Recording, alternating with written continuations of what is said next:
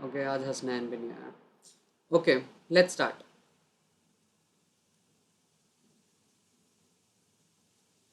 हाँ, so can everyone see my screen? एक minute यार, तुम्हारे दोस्त कहाँ गए? ओके, तो क्या है कि हमने जितना भी डिस्कस किया वो अभी तुम भूल जाओ। ठीक है, अब हम नई चीज डिस्कस कर रहे हैं। देखो, हमने बोला था कि एक चीज उस दिन याद है, मैंने बोला था तुम्हें कि भाई न्यूटन था, सॉरी, कि न्यूटन था, ठीक है, और आइंस्टाइन था। ठीक है, तो न्यूटन ने ना क्लासिकल फिजिक्स के काम किया, क्लासिकल। ठीक है, क्लासिकल चीजों में क्या था, मैक्रो चीजों पे काम हो सकता था। जो भी इसने थ्योरी दी मैक्रो चीजें, मैक्रो मीन्स जो नेकेड आई से दिखती है, मतलब जो तुम्हारी आंखों से दिखती है, जैसे कि तुम, गाड़ियां, ये सारी चीजें। तो ये कैसे मोशन में रहती है, कैसे इनका क्या होता है, ये सारी चीजें न्यूटन ने बात करी। और अभी तक जितने मॉडल दिए थे वो न्यूटन के थ्योरीज के ऊपर बेस्ड थे। फिर हमने फाइनली, अब ये हम फाइनली यहाँ तक पहुंच गए हैं कि भाई आइंस्टाइन ने जो मॉडल दिया था वो क्वांटम थ्योरी के बेस पे था। क्वांटम थ्योरी क्या कह रही थी कि हर चीज का एक पार्टिकल नेचर होता है और हर चीज का एक वेव नेचर होता है। ठीक है, और जो छोटी चीज होती है, जो माइक्रो थिंग्स होती हैं, लाइक इलेक्ट्रॉन, प्रोटॉन, तो इनका ना वेव नेचर है वो काफी प्रीडोमिनेंट होता है और पार्टिकल नेचर थोड़ा कम होता है। और जो मैक्रो चीजें जैसे बड़ी चीजें, गाड़ी वगैरह, उसका भी पार्टिकल फॉर्म होता है और उसका भी वेव फॉर्म होता है, लेकिन उसका पार्टिकल वाला जो फॉर्म होता है वो ज्यादा प्रीडोमिनेंट होता है और वेव वाला कम होता है। यहां तक हमने बात कर ली थी। अब फाइनली मॉडल आया है क्वांटम मैकेनिकल मॉडल। ठीक है, ये तुम्हारा फाइनल मॉडल है, एटम इससे डिफाइन होता है। इसके आगे आज तक कोई थ्योरी नहीं आई है। एटम क्या होता है इन अ नटशेल, ये इससे डिफाइन हम करेंगे in the next half an hour. तो बहुत ध्यान से सुनना, कोई डाउट आएगा मेरे को रोकना, पूछना। ठीक है, और जब मैं पूछूं कि कोई डाउट है, दैट मीन्स मैं उस चीज़ से आगे मूव ऑन करना चाहता हूँ। ठीक है, तो उस टाइम कुछ पूछना है पूछ लेना। आगे की चीज़ें नहीं समझ आएगी अगर नहीं पूछोगे, शर्माना नहीं है। ठीक है, अब क्या है कि इन्होंने बोला एक क्वांटम मैकेनिकल मॉडल होता है। क्या होता है, एक चीज़, ये लाइन पढ़ के देखो, पहले यहाँ तक पढ़ के देखो।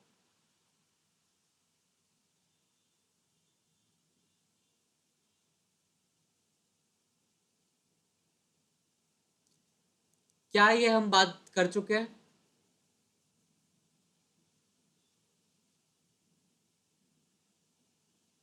आसमा, ये लाइन समझ आ गई जो पूरी है? तो ये कह रहा है कि क्वांटम मैकेनिक्स जो है जनरली, वो हम माइक्रोस्को, तुम्हें बस इस पे ध्यान देना, माइक्रोस्कोपिक ऑब्जेक्ट से रिलेटेड है। और इसमें हम दो चीजें ऑब्जर्व करते हैं कि वेव भी होती है और पार्टिकल वाली प्रॉपर्टीज भी होती है। ठीक है, तो ना इन्होंने एक ये इक्वेशन दे दी। ठीक है, बोला कि हम ना एटम को ना, साइंटिस्ट क्या करते हैं, साइंटिस्ट ने बहुत सारी इक्वेशनें देते हैं। तो साइंटिस्ट ने बोला ये इक्वेशन है, इस इक्वेशन को सॉल्व करके जो भी सॉल्यूशन आएगा उससे हमें पता चल जाएगा कि एक एटम में इलेक्ट्रॉन कहाँ कहाँ मिलेगा। तुम बोलोगे सर ये इक्वेशन कैसे आ गई और हम इसको सॉल्व क्या करेंगे, सॉल्व करके निकलेगा क्या? वो तुम्हारे किसी काम का नहीं है। वो तुम पढ़ते हो बैचलर्स में जाके, बीटेक में जाके। इसमें तुम्हें बस एक चीज समझनी है कि एक ये इक्वेशन होती है, जैसे मैथ्स में क्या इक्वेशन होती है, x plus y is equal to 20। ठीक है, अगर मैं बोल दूं y 10 है, तो तुम बोलते हो कि sir x plus 10 is equal to 20 है, मतलब दैट मीन्स इस इक्वेशन को अगर मैं सॉल्व करूंगा तो मेरे पास x की कुछ वैल्यू आ जाएगी। ठीक है, तो वैसे ही मैं कह रहा हूं कि इसी तरह की कुछ इक्वेशन है जो इसने दे रखी है। h, इसको साई बोलते हैं, ये जो सिंबल है इसको साई बोलते हैं। ठीक है, H psi is equal to E psi. इसको सॉल्व करूंगा, जो साई की वैल्यू आएगी वो हमें बता देगा कि इलेक्ट्रॉन कहाँ बैठा हुआ है एटम में। क्या किसी को यहां तक अभी कोई डाउट है?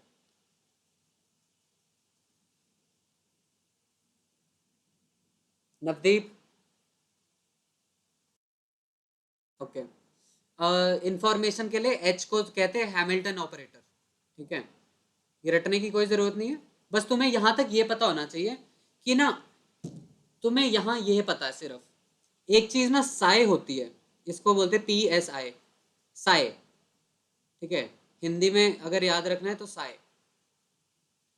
ठीक है, साय, ऐसे इसको प्रोनाउंस करते हैं, साय। कोई भी एक इक्वेशन है जस्ट लाइक दिस, ठीक है, उसका एक सॉल्यूशन आता है, जैसे इसमें एक्स आता है वैसे हमारी इक्वेशन से साय आता है। साय होता है वेव फंक्शन।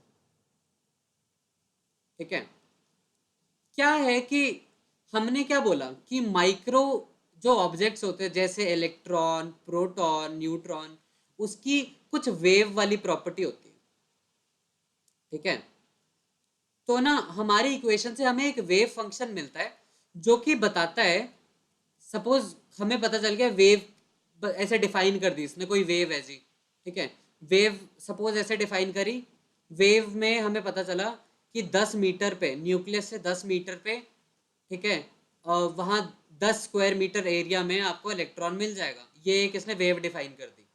ठीक है, वेव फंक्शन तुम ऐसे सोच सकते हो, ये न्यूक्लियस है, सॉरी यहाँ बताता हूँ, ये न्यूक्लियस है। ठीक है, ये बहुत ध्यान से सुनना, नहीं समझ आएगी बताना। ये न्यूक्लियस है, इसके सपोज हमने बोला था कि आसपास क्या है कि प्रोबेबिलिटी एरिया मिल जाएगा, कि तुम बता सकोगे कि सर इस एरिया में शायद इतना % चांस है कि यहाँ कहीं आप ढूंढोगे ना तो आपको इलेक्ट्रॉन मिल जाए। अब हमने क्या बोल दिया, इलेक्ट्रॉन जो होता है उस वो वेव, उसमें वेव की प्रॉपर्टी होती है, इलेक्ट्रॉन वेव की तरह बिहेव करता है। हमने इलेक्ट्रॉन माइक्रोस्कोप में देखा था कि इलेक्ट्रॉनिक बीम उसने माइक्रोस्कोप में मारी थी और वो बेंड हो गई थी, उससे पता चला था कि इलेक्ट्रॉन वेव फॉर्म भी होती है। तो ये बोल रहा है कि मैं ना एक सोल्यूशन दूंगा, ठीक है, कि मैं ऐसा बताऊंगा, एक यहाँ ऐसी ना वेव होगी, उसको डिफाइन कर दूंगा, ये वेव है सपोज, एक बंच ऑफ वेव्स हैं, इसको मैंने कलेक्टिवली डिफाइन कर दिया, साई जो है वो 10 मीटर पे है। ठीक है, और वो ना तुम एरिया देख लो, ये 10 स्क्वायर मीटर एरिया में, 10 स्क्वायर मीटर, तो हमारे साई की वैल्यू उसने दे दी 10 मीटर, 10 स्क्वायर मीटर। तो ये हमारा मतलब है कि ये हमें वेव फंक्शन ऐसा कुछ बता देगा कि हम 10 मीटर दूर जाएं, 10 स्क्वायर मीटर में चेक करें तो हमें शायद इलेक्ट्रॉन मिल जाए। ठीक है, तो कहने की बात यह है कि ये जितना भी वेव फंक्शन है साई, है ना, ये हमें बताता है कि इलेक्ट्रॉन हमें कहाँ मिलेगा। ठीक है, इलेक्ट्रॉन कहाँ मिलेगा और इसकी प्रोबेबिलिटी क्या फाइंड करने की। कैसे कि यहाँ जाओगे तो सर मैं तो बोलता हूँ कि 90% चांस है यहाँ मिलेगा, फिर आपका दूसरा दोस्त कहता है कि सर एक और मेरे को ना यहाँ एक नया एरिया मिला है, ठीक है, ये वाला एरिया नया मिला है, मेरे हिसाब से ना यहाँ ना ये 20 मीटर दूर है, लेकिन इसका ना यहाँ इतना सा एरिया है, ये रिंग का एरिया है, 10 मीटर स्क्वायर एरिया है, मेरे हिसाब से सर यहाँ ना 60% चांस है कि आपको इलेक्ट्रॉन मिल जाएगा। ठीक है, ये सारी चीज़ें जिस फंक्शन में लिखी होती हैं, ठीक है, वो होता है साई। साई हो इसको फिर इसलिए हम बोलते हैं वेव फंक्शन ऑफ इलेक्ट्रॉन। क्या इसमें किसी को कोई डाउट है? अब पूछो।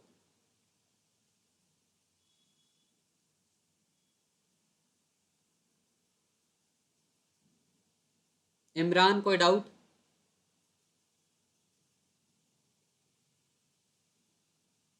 नवदीप डाउट? पक्का? पक्का? ओके, अब क्या है, अब तुम ध्यान से देखो, मैंने बोला कि एक साई होता है वेव फंक्शन, वो तुम्हें बता देता है कि क्या पोजीशन है। ठीक है, क्या क्या बताता है, क्या पोजीशन है सर, और तुम मुझे ये भी बता देते हो कि सर तुम जब उस पोजीशन पे सर आप पहुंचोगे ना, तो वहाँ ना कुछ आप एक अमाउंट ऑफ एरिया है, उतने में आपको मिल जाएगा। तो ये आपको पोजीशन भी बता देता है, आपको एरिया भी बता देता है, मतलब एक फंक्शन से हमें काफ़ी चीज़ें पता चल सकती हैं। वैसे ही ये मैंने बहुत सिंपली बता दिया। तो यहाँ भी साइंटिस्ट ने कहा कि साई को अगर तुम सॉल्व करोगे तो तुम्हें 2-3 वेरिएबल्स मिलेंगे जो तुम्हें एक एटम की काफ़ी सारी चीज़ें बताएगा। वो वेरिएबल होते हैं 3। पहला है प्रिंसिपल क्वांटम नंबर, दूसरा है एजीमुथल क्वांटम नंबर, तीसरा है मैग्नेटिक क्वांटम नंबर। अब बोलोगे सर ये है क्या? देखो, प्रिंसिपल क्वांटम नंबर क्या होता है ना, हमने देखा था प्रिंसिपल क्वांटम नंबर होता है n, इसकी वैल्यू होती है 1 2 3। ये डिफाइन करता है कि इलेक्ट्रॉन कितनी एनर्जी पे, ठीक है। अब बोलोगे सर ये क्या बेकार बातें कर रहे हो, इलेक्ट्रॉन कितनी एनर्जी पे, हमें कैसे पता चलेगा? क्या तुम्हें ऐसी कुछ याद आ रहा है कि बोहर ने एक चीज तो भाई ने सही कही थी, जितना पास में होगा इलेक्ट्रॉन उसकी एनर्जी उतनी कम होगी, और इलेक्ट्रॉन जैसे जैसे दूर जाता जाएगा, ठीक है, जैसे जैसे दूर जाता जाएगा उसकी एनर्जी जो है वो बढ़ती जाएगी। तो मैं क्या कह सकता हूं कि जैसे n की वैल्यू 1 है उसकी एनर्जी कुछ है, तो अगर n की वैल्यू 3 हो गई तो उसकी एनर्जी 1 से ज्यादा होगी। क्या ये बात समझ आती है? ओके। ये जो n है इसको हम कहते हैं प्रिंसिपल क्वांटम नंबर, ठीक है। अभी ये ध्यान से सुनो, अभी मैं तुम्हें एक्चुअल फिगर्स दिखाऊंगा कि एटम दिखता कैसे, उसमें तुम्हें पता लगेगा n क्या में क्यों जरूरी है। देखो साई जो है ना, अब वापस एक चीज, जो साई है वो वेव फंक्शन है, ठीक है। वेव फंक्शन हमें क्या बताता है कि एक पोजीशन है सर, उस पोजीशन में ना कुछ एरिया है जहां आपको इलेक्ट्रॉन मिल जाएगा। तो जहां आपको इलेक्ट्रॉन मिलने की संभावना है उस एरिया को हम कहते हैं कि सर ऑर्बिटल, उसका नाम होता है ऑर्बिटल, ठीक है। अगर मैं बोलूं, ठीक है, अगर मैं बोलूं कि सिंपल सोच के देखना एक चीज, हम्म, इस तरह सोचो, मैंने बोला एक ये ग्राउंड है, ठीक है, यहां बीच में नवदीप खड़ा है, ठीक है, और ना नवदीप ना ग्राउंड के बीचों बीच खड़ा है, क्रिकेट का स्टेडियम है, ठीक है। क्रिकेट के स्टेडियम में यहां तक सपोज ये बाउंड्री है, ठीक है, इसके बाद में जो एरिया होता है यहाँ बॉल बॉल उठाते हैं लोग, ठीक है। तो आसमा का एक दिन मन किया और आसमा ना यहाँ भागना शुरू हो गई, इस एरिया में यहाँ आसमा भाग रही है, ठीक है। तो क्या नवदीप को पता होगा ना कि आसमा कहाँ, मैं पूछा, मैं आया नवदीप के पास, नवदीप के पास मैं यहाँ आया, मैंने बोला नवदीप आसमा कहाँ मिलेगी? नवदीप ने कहा सर मैं तो यहाँ खड़ा हूँ, यहाँ ना एक रिंग सा एरिया है, उसके बीच में कहीं ना कहीं आपको मिल जाएगी, उस पर दौड़ना शुरू करो, वहाँ आपको कहीं ना कहीं मिल जाएगी। तो क्या तुम देख रहे हो, यहाँ एक सिलेंड्रिकल या सर्कुलर एरिया नवदीप ने मुझे बता दिया कि सर आसमा आपको यहाँ मिल जाएगी। क्या इसमें किसी को कोई डाउट है? Okay okay. ये जो एरिया हमने डिफाइन किया इसको ऑर्बिटल कहते हैं। अब ऑर्बिटल एक्चुअली में कैसे दिखते हैं वो ये देखो, ये इतनी तरह के ऑर्बिटल होते हैं। पहली बात एटॉमिक ऑर्बिटल है, ठीक है, ये कहाँ से आए हैं? वेव फंक्शन का एक सोल्यूशन है, सोल्यूशन में जो एरिया बताया था उससे पता चला है कि इतने एरिया में। तो ऑर्बिटल ना काफी तरह के होते हैं, हम देखते हैं कि कैसे आएंगे। एस ऑर्बिटल जो होता है वो स्फेरिकल होता है, स्फेयर होता है, बॉल की तरह। तो एस ऑर्बिटल में अगर कोई इलेक्ट्रॉन है तो उसका मतलब है कि सर आप इस स्फेयर में बॉल जैसे एरिया में सर आप कहीं भी ढूंढ लो, एकदम इक्वल संभावना है कि आपको कहीं भी मिल सकता है, ठीक है। अगर आप ऑर्बिटल, अगर सपोज नवदीप ने साए को सॉल्व किया, साए ने एक आपको एरिया दिया, उस एरिया में भाई ये बताता है कि सर आपको ना यहाँ यहाँ यहाँ यहाँ ढूंढोगे तो आपको बहुत कम चांस है, यहाँ नहीं मिलेगा, यहाँ इलेक्ट्रॉन है ही नहीं।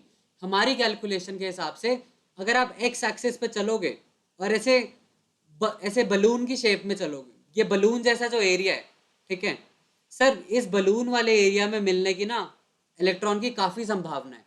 तो आप कहोगे कि ये एक और ऑर्बिटल है, ठीक है।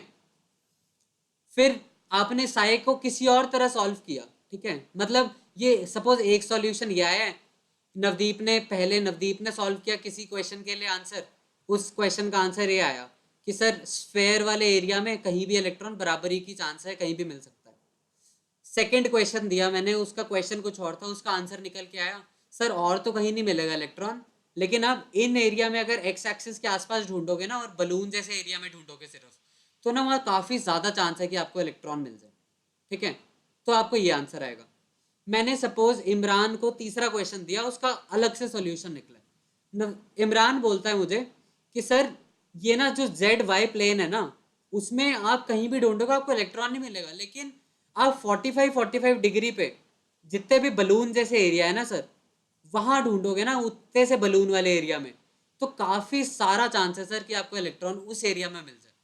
ठीक है, फिर मैंने एक और दे दिया, ठीक है, सपोज हसनैन को दे दिया, उसको एक और नया क्वेश्चन दिया, उसका सोल्यूशन निकल के आया। हसनैन ने बोला सर ये मैं जगहें बता रहा हूँ, इन एरिया में आप चेक कर लो जाके, आपको शायद इलेक्ट्रॉन मिल जाए। क्या तुम्हें यहां तक कुछ बात समझ आई हल्की सी?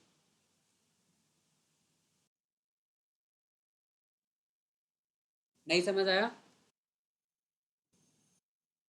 ओके, वापस समझाता हूँ, ध्यान से सुनना। देखो, एक चीज तुम्हें पता है, सपोज मैंने साइ क्या बोला था, साइ का मतलब है वेव फंक्शन। ठीक है, इस चीज पे अब ध्यान दो। वेव फंक्शन क्या बताता है मुझे? अगर सपोज मैंने बोली ये एक इक्वेशन थी, H psi is equal to X psi, ठीक है, मैंने बोला ये सर, मैंने बोला ये किसी को कोई रटने की जरूरत नहीं, it is just like an equation की सर एक्स प्लस 10 20 होता है। तो मैं बोलता हूँ कि suppose Navdeep x plus 10 is equal to 20 को सॉल्व करो और मुझे एक्स का कुछ सोल्यूशन बताओ। नवदीप ने मुझे बोल दिया 10। ठीक है, सोल्यूशन तो ऐसे ही निकलता है कि इक्वेशन को सॉल्व करके। क्या ये बात अभी तक समझ आई? हाँ या ना? किसने पूछा था मेरे से कि सर नहीं समझ आई? अच्छा आयुष, इतनी बात समझ आई अभी तक? आयुष,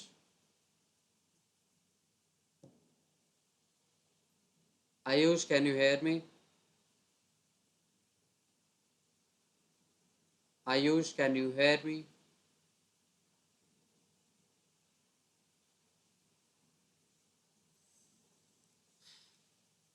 आयुष, कहाँ चला गया भाई?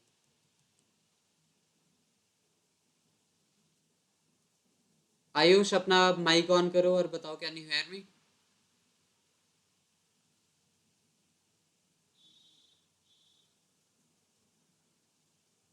आसमा, आपको आवाज आ रही है? ओके, डिस्कस करते हैं। तो क्या है कि जैसे मैंने बोला x plus 10 is equal to 20 को मैंने नवदीप को बोला, नवदीप इसको सॉल्व करो। नवदीप ने एक्स का मेरे को एक सोल्यूशन निकाल के बता दिया। ठीक है, वैसे ही इस इक्वेशन के लिए मैं बोल रहा हूँ नवदीप को, नवदीप मेरे को सॉल्व करके बताओ, साई की वैल्यू बताओ। नवदीप ने बोला सर साई की ना मैं 2 3 वैल्यूज बता देता हूँ, इसका सोल्यूशन जो है उसकी 2 3 वैल्यू से ही सोल्यूशन डिफाइन हो सकता है। ठीक है, जैसे नवदीप ने बोला सर मेरे को, मैंने बोला सॉल्यूशन बताओ साय का, नवदीप ने मेरे को 3 चीजें बताई कि एक पोजीशन बता दी और इसने मुझे ये भी बता दिया कि वहां किस शेप में ढूंढो।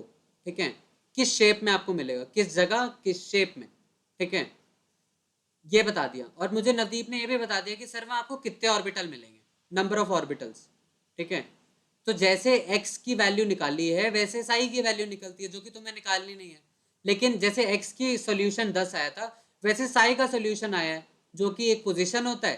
ठीक है, एक उसका शेप होता है। ठीक है, और एक होता है कि कितने ज़्यादा बार मिलेगा, एक मिलेगा, एक ऑर्बिटल मिलेगा, 2 ऑर्बिटल मिलेंगे, 4 मिलेंगे। ये सारी चीज़ें साई का जो सॉल्व करेंगे तब बताएगा। क्या ये बात आयुष आपको समझ आई? इमरान?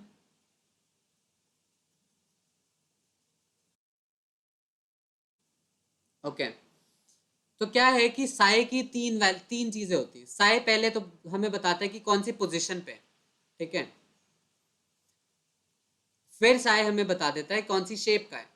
ठीक है, जो मैं ये बता रहा हूं और ये फिर ये बता देता है कि उस जगह पे इस शेप के कितने मिलेंगे, नंबर ऑफ शेप्स कितनी है वहां।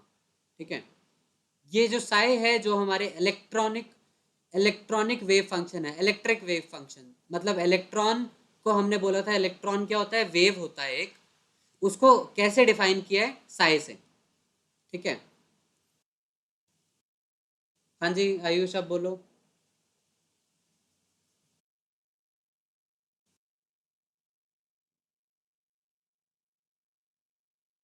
अभी दिख रही है? कहाँ तक सुना था आपने?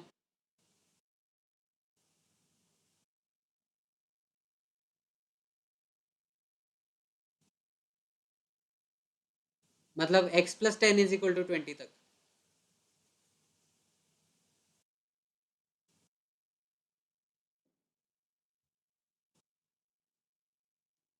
एक मिनट, कहाँ तक समझ आई है आपको? आपको ये समझ आ गया साई की 3 वैल्यू क्यों आ रही है?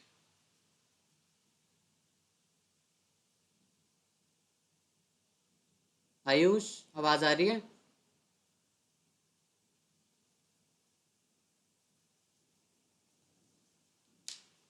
Ayush, can you hear me?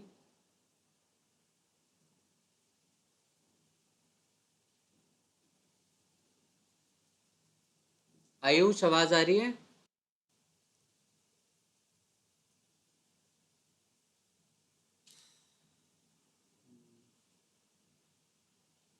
Hello?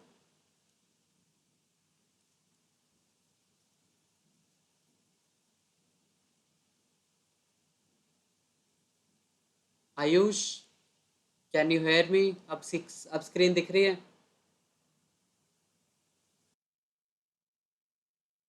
क्या?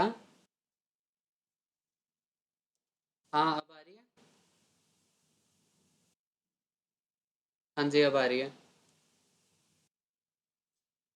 आपको ये पता चल गया कि साई की 3 वैल्यूज क्यों आती हैं? आपको ये पता चल गया कि साई की 3 वैल्यूज क्यों आती हैं? ओके, देखो आयुष, ध्यान से कुछ छेड़ना मत अपनी स्क्रीन पे, जल्दी से देखो, आगे बढ़ रहे हैं, ठीक है? कोई नहीं, कोई नहीं। अच्छा देखो, मैंने बोला कि साय ना एक चीज है, एक इक्वेशन है, ठीक है? साय क्या है?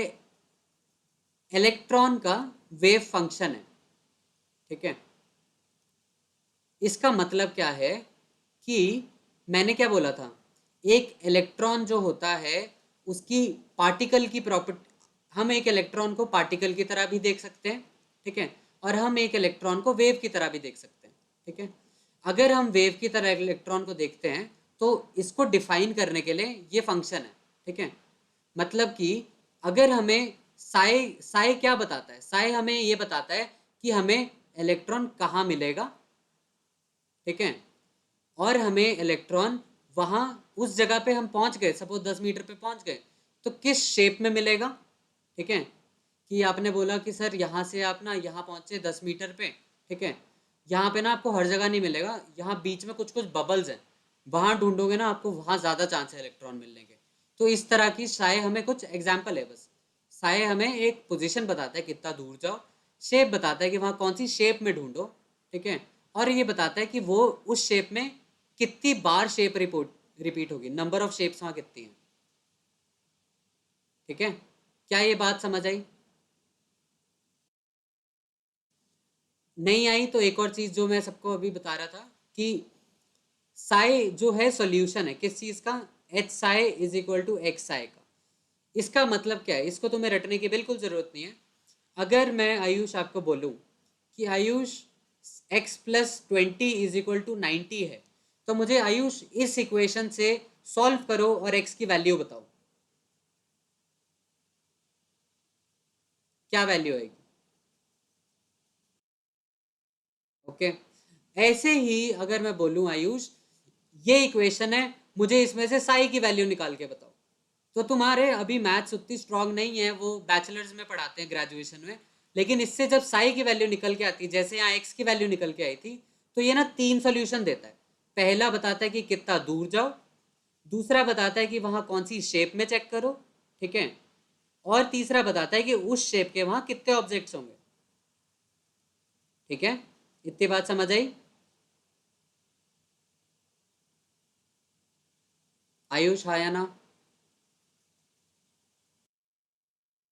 ठीक है। अच्छा, जो पहला क्वांटम नंबर है वो है स्मॉल एन से डिनोट होता है, ठीक है? स्मॉल एन से। ये क्या बताता है हमने डिस्कस किया। अगर मैं बोलूं, ये बताता है एक तो साइज और ये बताता है एनर्जी, ठीक है? एनर्जी ऑफ ऑर्बिटल, मतलब अगर n 1 है तो ये कहना चाहता है कि ना इलेक्ट्रॉन को ना सर पास ही ढूंढो न्यूक्लियस के, मतलब एरिया कुछ है। हम अब तो ये नहीं कह सकते कि ऑर्बिट्स हैं, क्योंकि ऑर्बिट्स तो डिफाइन नहीं हो सकते, तभी हमने बोहर का जो मॉडल था हमने उसको बोल दिया था कि बेकार मॉडल है। अब हम बोलते हैं प्रोबेबिलिटी कि सर इसमें ना काफ़ी चांस है, मतलब शायद यहाँ मिल जाए, हम ये कहते हैं, हम कभी नहीं कहते कि पक्का मिलेगा। एन जो होता है वो सबसे पास वाली जगह डिफाइन करता है, ठीक है। सबसे पास है तो मतलब साइज डिफाइन कर दिया, सबसे पास होगा तो सबसे छोटा होगा ऑब्वियसली, ठीक है। और अगर सबसे छोटा सबसे पास है तो उसकी एनर्जी सबसे कम होगी। फिर सपोज एन हो गया 2 and n is equal to 2, मतलब साइज बड़ा हो गया, तो ये थोड़ा दूर की बात करेगा कि सर इलेक्ट्रॉन ना आपको दूर भी मिल सकता है, ठीक है। अगर दूर है ज़्यादा न्यूक्लियस से तो क्या तुम्हें दिख रहा है कि इस एरिया का साइज ज़्यादा है, ठीक है, साफ साफ दिख रहा है। ये जो एरिया 1 है और ये जो एरिया 2 है, 2 का साइज ज़्यादा है, और सिंस ये न्यूक्लियस से ज़्यादा दूर है तो इसकी एनर्जी ज़्यादा है, ठीक है। तो लार्ज अगर एन है तो एनर्जी ग्रेटेस्ट है, ठीक है। क्या इसमें किसी को डाउट है?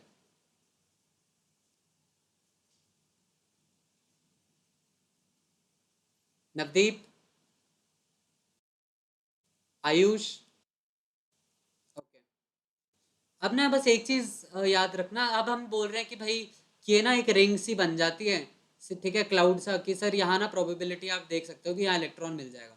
तो हम ये मान लेते हैं कि तुम्हें दिख रहा है बंद सा है, जगह बंद है, ऐसे टाइप है, ठीक है। तो हम ये बोल देते हैं एक शेल है, जैसे अंडे का शेल होता है ना, शेल होता है ना बाहर की कवरिंग, ठीक है, मतलब न्यूक्लियस को कवर कर रहा है, ठीक है। तो जैसा अंडे में ऐसे बाहर की चीज़ पूरे अंडे को अंदर वाले मटेरियल को कवर कर रही होती है, तो हम इसको बोल देते हैं एग शेल, ठीक है। तो हम इसको शेल बोल देते हैं, ओके। अभी तक सब क्लियर?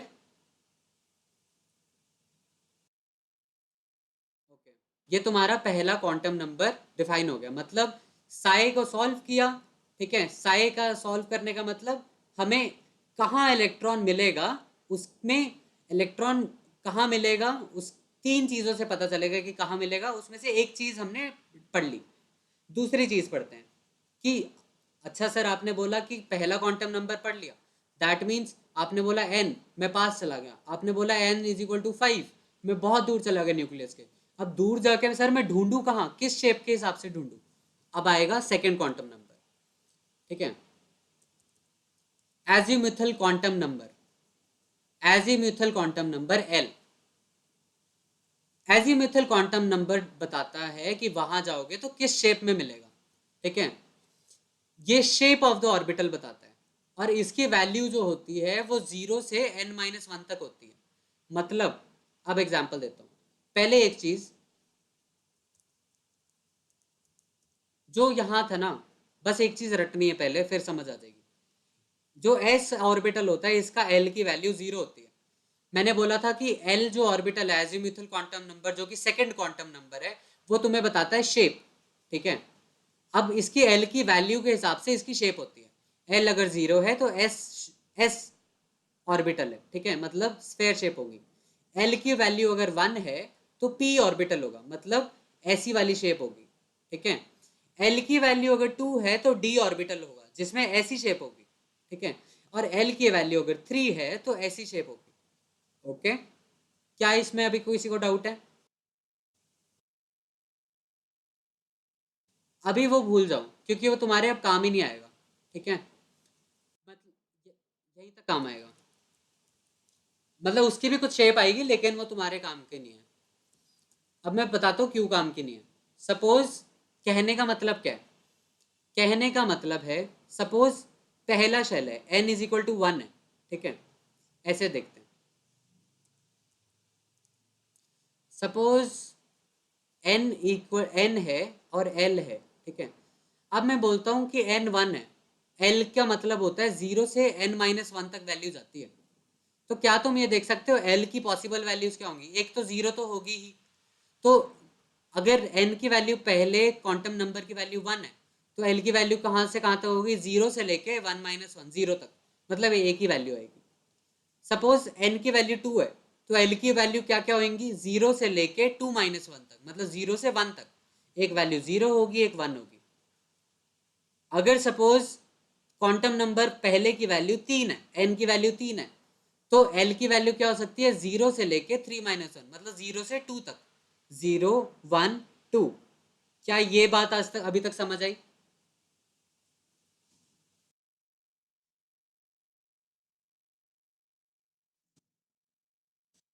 अब ये बताता हूँ, बस अभी ये बात बताओ कि 0 0 1 0 1 2 कैसे आए, ये समझ आ गई? ओके, मैं क्या कहना चाह रहा था इसमें कि हर शेल में हर शेल में डिफरेंट एल की वैल्यूज होंगी, ठीक है।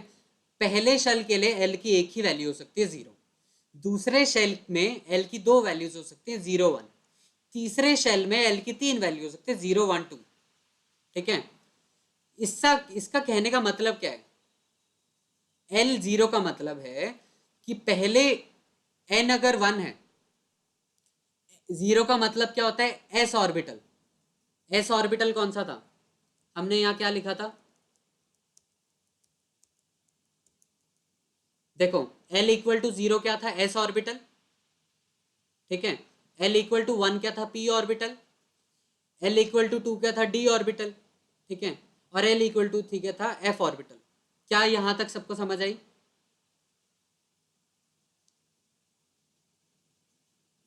नवदीप?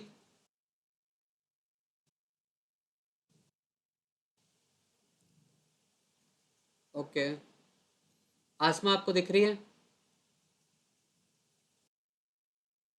नवदीप अब देखी स्क्रीन?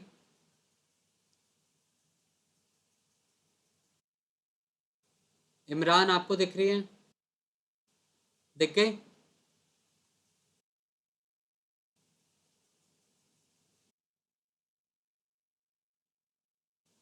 Okay, wait.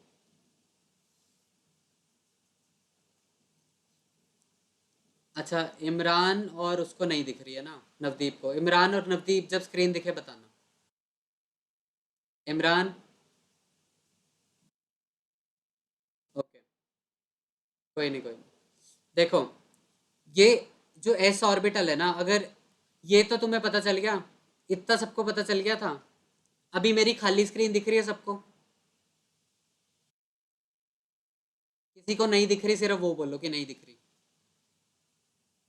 ओके, पहला क्वांटम नंबर होता है एन, जो कि बताता है कि कितना दूर जाएं, ठीक है।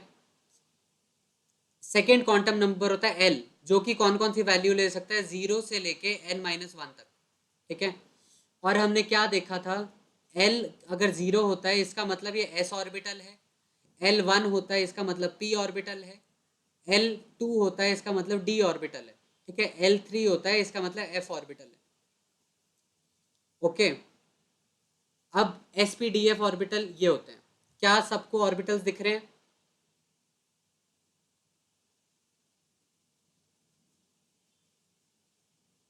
नवदीप?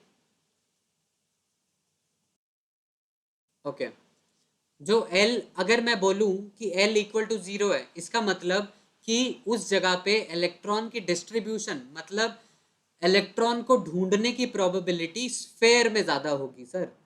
मतलब अगर आपने बोला, सपोज आपने बोला सर आप ना 1s पे जाओ, 1s का मतलब है कि सर आप ना न्यूक्लियस से ना थोड़ा सा दूर जाओ, पहले ऑर्बिटल के पास जाओ, और वहां ना कुछ ऐसे स्फेयर जैसे एरिया में चेक करो। मतलब ये जो स्फेयर वाला सर एरिया बनेगा ना सबसे पास न्यूक्लियस के, ठीक है सर, वहां आप चेक कर लो, आपको इलेक्ट्रॉन मिल जाएगा, ठीक है। सपोज अब फिर इमरान कहता है नहीं सर, आप ना ऐसा करो, आप ना 2p में जाओ, ठीक है। इमरान का साई का सोल्यूशन आया है 2p। इसका मतलब है इमरान कह रहा है मुझे कि सर आप ना काफ़ी दूर जाओ और वहाँ जाके ना अम्ब्रेला टाइप चीज़ में ढूंढो, मतलब दूर जाओ और ऐसे ढूंढो सर, आपको मतलब यहाँ ज़्यादा मिलेगा चांस, ठीक है, इलेक्ट्रॉन फाइंड करने का। फिर आसमा आ गई, आसमा बोलती नहीं सर ऐसा मत करो, आप क्या करो 3D में जाओ। तो आसमा कहना क्या चाहती है कि न्यूक्लियस सर ये है, आप ना बहुत दूर जाओ, लेकिन आपको इलेक्ट्रॉन हर जगह नहीं मिलेंगे सर, आपको ऐसी एरिया में ढूंढो, ठीक है। ये 45 डिग्री पे चार ऐसी जगह हैं इनमें आप चेक करो, आपको इलेक्ट्रॉन मिल जाएगा। तो ये जो चीजें बन रही है ना, ये जो क्लाउड टाइप बन रहा है, इसको हम बोलते हैं इलेक्ट्रॉन क्लाउड काइंड ऑफ, क्योंकि इसमें ना प्रोबेबिलिटी है, इस क्लाउड में इलेक्ट्रॉन को फाइंड करने की प्रोबेबिलिटी है, ठीक है। इसको हम ऑर्बिटल कहते हैं। क्या ये बात समझ आ रही है?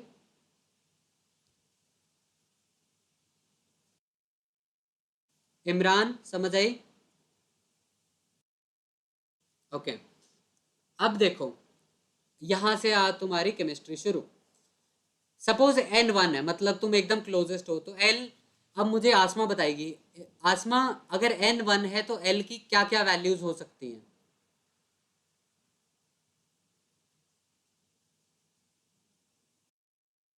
ओके।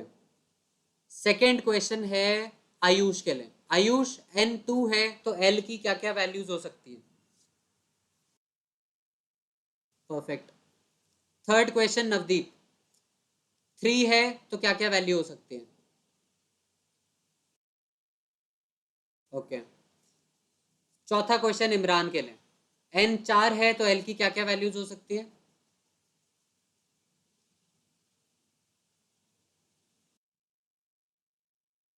परफेक्ट, ठीक है। अब हमें क्या पता था, जीरो का मतलब क्या है? देखो, जीरो का मतलब है एस ऑर्बिटल, ठीक है। तो मतलब एस, और ये वन का है तो वन एस। ओके। जीरो का मतलब क्या था? S orbital. वन का मतलब क्या था? P orbital. लेकिन तुम क्या कह रहे हो, एस ऑर्बिटल तो है, लेकिन सर आपने दूर जाके ढूंढो, मतलब टू, ठीक है, टू पी टू एस, ठीक है। यहाँ देखो, जीरो था एस, वन था पी, टू था डी, ठीक है। लेकिन आपने बोला सर स्फेरिकल शेप में तो ढूंढो, लेकिन आपका स्फेयर ना काफी बड़ा होना चाहिए, मतलब दूर दूर ढूंढो। तो 3s 3p 3d, ठीक है। फोर क्या होता है? फोर, यहाँ देखो, जीरो होगा एस, पी, डी, एफ, लेकिन ये काफी दूर एनर्जी से रिलेटेड है, चार से related. 4s 4p 4d 4f। इसमें किसी को कोई डाउट?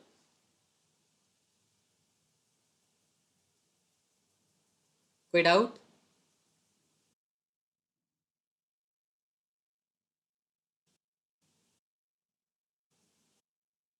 आपका क्वेश्चन क्या है?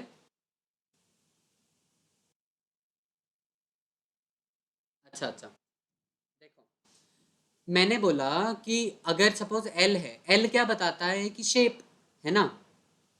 सही बात है। अब देखो, अगर जो एल आया है, जीरो एल आया है, वो फर्स्ट क्वांटम नंबर से रिलेटेड आया, फर्स्ट से रिलेटेड। फर्स्ट क्वांटम नंबर क्या बताता है? साइज। सही बात है। क्या अभी तक सही है? समझ आई फिलहाल? ओके। अगर एन वन साइज बताता है और एल जीरो शेप बताता है, एस क्या बताता है? कि ये स्फेयर है, ठीक है। एल बताता है साइज है। मतलब सपोज ये वन एस है, ठीक है। वन एस, वन एस क्या बता रहा है? कि वन बता रहा है कि कितने साइज का हो, एस बता रहा है कौन सी शेप का हो, ठीक है। फिर आप बोलते हो कि नहीं सर, मेरे पास ना कोई और इलेक्ट्रॉन भी है, ठीक है। ये सर आप ना एन, सपोज एन आपका पहला क्वांटम नंबर जो है, एन जो है प्रिंसिपल क्वांटम नंबर, इसकी वैल्यू टू है। उसके करस्पॉन्डिंग जो एल आया है उसकी वैल्यू जीरो है। तो टू एस क्या बताएगा? कि सर साइज तो बड़ा है, ठीक है, टू से रिलेटेड साइज है, लेकिन शेप स्फेयर है। तो आप कहोगे टू एस ऐसा दिखेगा, ठीक है। ये बड़ा वाला जो है, ये टू एस है। तो आप एक्चुअली कहना क्या चाहते हो? कि सर इतना बड़ा स्फेयर है, आप इसमें ना कहीं भी ढूंढ लो तो आपको ना इलेक्ट्रॉन मिलने के बहुत चांस होंगे। लेकिन अगर आप वन एस बोलते हो, तो आप बोलते हो सर इतने ही एरिया में आप ढूंढना, लेकिन स्फेयर स्फेयर शेप में ढूंढो, लेकिन इतने ही एरिया में ढूंढो सर, तो आपको इलेक्ट्रॉन मिलने के चांस काफी हैं। समझ आई? किसी को अभी तक कोई और डाउट? आप ओके, बढ़ते हैं। ठीक है, ये तो पता चल गया। इसमें क्या कह रहा है? ये एटॉमिक ऑर्बिटल्स हैं, ठीक है। ये वेव फंक्शन है, वेव फंक्शन है, मतलब ये वेव फंक्शन की शेप है। वेव फंक्शन की शेप तुम्हें सुनने में बड़ा ऑड लग रहा होगा, लेकिन वेव फंक्शन की शेप, शेप का मतलब क्या है? वेव फंक्शन का मतलब ही क्या है? वेव फंक्शन का मतलब है कि इलेक्ट्रॉन कहाँ कहाँ मिल सकता है। क्योंकि हमने क्या बोला था, इलेक्ट्रॉन एक वेव भी है। वेव फंक्शन बताता है कि इलेक्ट्रॉन कहाँ कहाँ है, ठीक है। ये वेव फंक्शन की शेप है, मतलब इलेक्ट्रॉन को फाइंड करने की शेप है कि सर इसके बीच में कहीं मिल सकता है, ठीक है। ये चीज रटने वाली है कि अगर साए जो तुम्हारा जो भी साए आया होगा ना, साए को अगर तुम स्क्वायर कर दोगे, मतलब साए इंटू साए कर दोगे, तो वो तुम्हें प्रोबेबिलिटी बता देगा कि वहां ढूंढने के कितने चांसेस है, मतलब परसेंटेज, 80% चांस है, 40% चांस है, ये सारी चीजें अगर तुम्हें पता करनी है तो तुम उसका स्क्वायर कर दो, ठीक है। इसको प्रोबेबिलिटी कहते हैं, ओके। अच्छा, हमने ये देख लिया प्रिंसिपल क्वांटम नंबर क्या होता है। ये हमारे को साइज और एनर्जी बताता है। छोटा साइज होगा कम एनर्जी होगी, बड़ा साइज होगा ज़्यादा एनर्जी होगी, ठीक है। लार्ज अगर एन होगा बड़ा एनर्जी होगी। और इसको हम शेल भी कहते हैं। शेल क्यों कहते हैं? क्योंकि हमें ऐसे गोल टाइप स्ट्रक्चर बता देता है कि कहाँ ढूंढ रहे हैं। गोल टाइप स्ट्रक्चर को शेल क्यों कहते हैं? क्योंकि अंडे की तरह होता है। अंडे में भी किसी चीज़ को प्रोटेक्ट करके जो बाहर की चीज़ होती है, बाहर की सरफेस को हम हमेशा शेल कह देते हैं। तो ऐसे ही सोचने की तरीका है, ठीक है। हमने ऑर्बिटल की बात कर ली। ऑर्बिटल का तुम्हें ये भी पता चल गया कि शेप क्या होता है, और ऑर्बिटल का ये भी पता चल गया साइज क्या होता है, ओरिएंटेशन क्या होता है। समझ नहीं आया तो वापस देखो। अगर मैं बोलूं 1s, ठीक है, तो तुमने ये बना दिया, ये एक स्फेयर बना दिया। इसमें क्या पता, और मैं बोलूं 2s, तो तुमने ये बड़ा स्फेयर बना दिया, ठीक है। तो इसमें पता चला तुम्हें कि एक ये दोनों ही ऑर्बिटल्स हैं, लेकिन दोनों ऑर्बिटल्स के साइज अलग हैं सर। तो दैट मीन्स ऑर्बिटल का साइज तो होता है। अब मैं बोलूं कि सपोज 2s नहीं सर 2p, देखो 2p कैसा होगा, ऐसा जो हमने देखा था। तो हमें ये भी पता चल गया सिर्फ साइज ही नहीं, इसकी शेप भी अलग हो सकती है ऑर्बिटल्स की, ठीक है। तो साइज तो ऑर्बिटल्स की अलग हो ही सकती है, वेट, साइज तो अलग हो ही सकता है, शेप भी अलग हो सकती है, लेकिन एक और चीज होती है, ओरिएंटेशन। अगर मैं बोलूं जो तुमने देखा था दूसरी चीज, ये ओरिएंटेशन मैं बाद में बताता हूँ, ठीक है, ओके। ये भी तुमने देख लिया, एल का मतलब क्या है, एजीम्यूथल क्वांटम नंबर। एन बताता था साइज और शेप, एन बताता था साइज, ठीक है। एल बताता है शेप, ठीक है, एजीम्यूथल क्वांटम नंबर, ठीक है, शेप बताता है। और इसको ना हम सबशेल भी कह देते हैं, मतलब ऑब्वियस ही बात है यार। अगर ये पहला वाला था n इक्वल टू 1 है, उसी में एक s है, ठीक है, तो मतलब यही बोल रहा है कि यही ढूंढ लो ऐसे, ठीक है।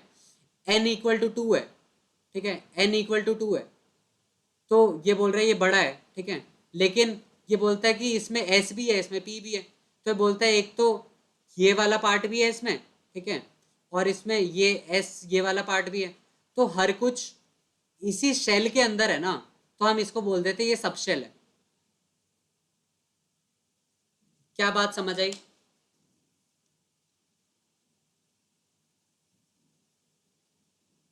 नवदीप, ओके। देखो, ये जो बाहर पहले क्या होता है, पहले हम हमेशा एनर्जी डिफाइन करते हैं कि इलेक्ट्रॉन कितना दूर मिलेगा, ठीक है। तो जिससे हम इलेक्ट्रॉन कितना दूर मिलेगा उसको डिफाइन करते हैं, उसको हम कह देते हैं शेल, ठीक है। अब उतना दूर जाके किस शेप में मिलेगा, मतलब इसके अंदर सर हमें चेक करना पड़ेगा कौन सी शेप में मिलेगा, तो हम इसको सब शेल कह देते हैं क्योंकि वो अंदर का पार्ट है। पहले जो हमारा डिफाइन हो रहा है वो एन से हो रहा है, जो कि बड़ी चीज है। बड़ी चीज के अंदर घुसने के बाद हमें काफी नई चीजें पता चल रही, तो इसलिए हम उसको सब शेल कह देते हैं। क्या ये बात समझ आ रही है?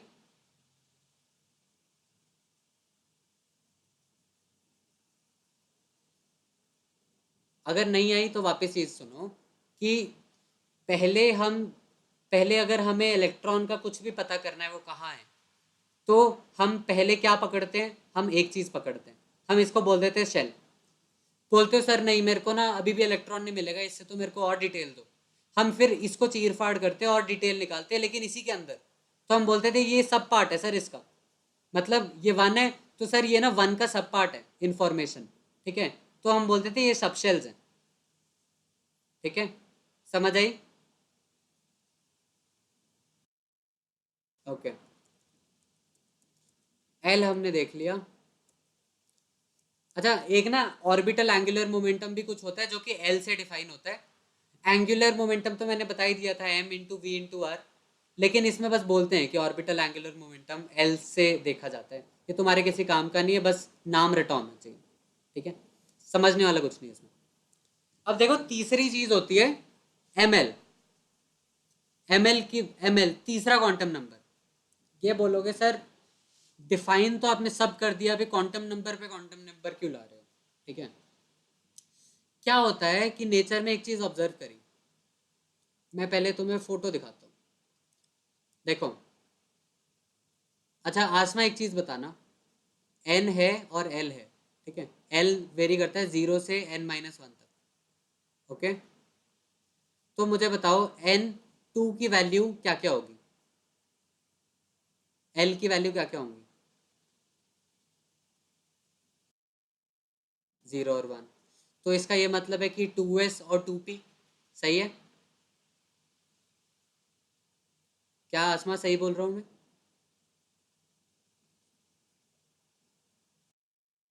ओके, अब ना तुम्हें ये भी पता चलेगा कि कितना दूर जाना है और किस शेप में ढूंढना है, कितना दूर जाना है किस शेप में ढूंढना है। जब मैंने बोला था शेप में ढूंढना है, तो अगर स्फेयर है तब तो हमें सब पता है, ओके हर डायरेक्शन में ढूंढ लो। लेकिन जो पी है, पी तो इस तरह का दिखता है डंबल की तरह। तो भाई डंबल को मैं एक्स एक्सिस की तरफ भी रख सकता हूँ, डंबल को मैं वाई एक्सिस की तरफ भी रख सकता हूँ, डंबल को मैं स्क्रीन से बाहर निकलता हुआ जेड एक्सिस पे भी रख सकता हूँ। तो भाई मैं कौन से एक्सिस पे ढूंढूं सर? तो तुमने तो ये तो मुझे बताया ही नहीं, तुमने बस बोला कि 2 पे जाओ। ठीक है, 2 पे जाओ मतलब इतना दूर जाओ सर, वहां तक जाओ और डंबल की शेप में ढूंढो। तुमने मुझे ये बताया कि डंबल कौन सी एक्सिस पे रखो, किस डायरेक्शन में रखो? नवदीप ये बताओ, क्या आपने मुझे ये बताया कि डंबल किस डायरेक्शन में रखो? तो अगर आप बोल रहे हो कि डंबल की तरह सर, सर एक क्लाउड है जिसमें कि इलेक्ट्रॉन मिलने की संभावना है, वो क्लाउड ना डंबल की शेप में, तो आपको मेरे को ये भी तो बताना जरूरी है ना कि डंबल किस तरह से पड़ा हुआ है, एक्स एक्सिस पे पड़ा है, वाई एक्सिस पे पड़ा है, या स्क्रीन से बाहर निकलते हुए एरिया पे पड़ा है? बताओ हाँ या ना। तो जो तीसरा क्वांटम नंबर है ना, एम, इसके सब्सक्रिप्ट में एल, ये बताता है कि कौन सी डायरेक्शन में। थर्ड क्वांटम नंबर की जरूरत समझ आई? इमरान आपको समझ आई? ओके, तो ये इस, हाँ जी,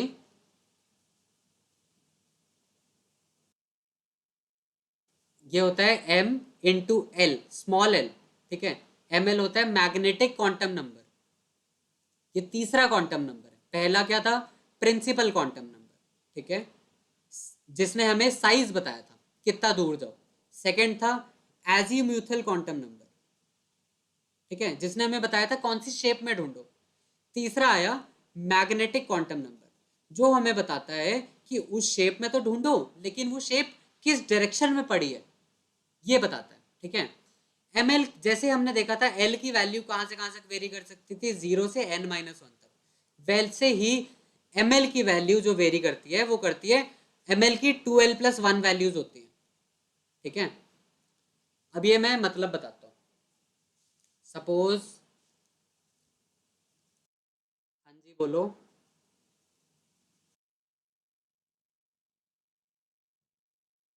हाँ जी, ओके यही बता रहा हूँ। देखो, ये मैं बोल रहा हूँ कि एम एल की वैल्यू क्या होती है, वो 2l+1 वैल्यूज लेता है। और किस तरह से लेता है ऐसे देखो। सपोज, मतलब कि तुम्हें एक बात तो पता चल गई कि एम एल की वैल्यू जो है, एम एल की ना जो भी वैल्यू आएगी उस वैल्यू से हमें पता चल जाएगा कि वो हमें कौन सी डायरेक्शन में भेजना चाहता है, मतलब कि क्या ओरिएंटेशन है। ठीक है, एम एल की कौन सी वैल्यू है, हर वैल्यू से हमें पता चलता है कि क्या ओरिएंटेशन है ऑर्बिटल की। ठीक है, अभी बोलता है एम एल 2l+1 वैल्यूज लेता है। ठीक है, सपोज एल इक्वल टू 0 है। इमरान एल इक्वल टू 0 कौन से ऑर्बिटल को स्पेसिफाई करता है?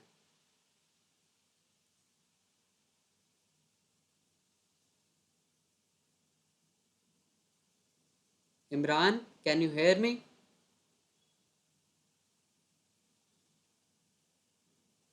Ayush, can you hear me? Okay. अगर इमरान, अच्छा एक चीज करके एक बताते तो बाकी बताना। एम एल की 2l+1 वैल्यूज हैं, दैट मीन्स एम एल की टोटल कितनी वैल्यूज होंगी? एल को अगर मैं 0 पुट कर दूं, 2 × 0+1, एम एल की एक वैल्यू होगी, टोटल नंबर ऑफ वैल्यूज 1 होगी, हाँ या ना? ओके। मैं बोल रहा हूँ एम एल की वैल्यू होगी 0, ठीक है? ये ना ऐसे चलता है, 0 से चलता है इधर और इधर, ठीक है? एल अगर 1 है तो L1 मतलब 1 का p ऑर्बिटल, एल अगर 1 को यहाँ रखूँ, एम एल की टोटल कितनी वैल्यूज आएंगी? 2 × 1+1, मतलब 3 वैल्यूज आएंगी, इसका मतलब 0 1 -1, ठीक है? मैं बोलता हूँ एल अगर 2 है, ठीक है, 2 किसको स्पेसिफाई करता है? डी ऑर्बिटल को, ठीक है? डी ऑर्बिटल है तो एम एल की टोटल नंबर ऑफ वैल्यूज कितनी है? 2 × 2+1, मतलब 5 वैल्यूज हैं। 5 वैल्यूज का मतलब 0 1 -1 2 -2। क्या एम एल की वैल्यूज निकालना आ गया सबको?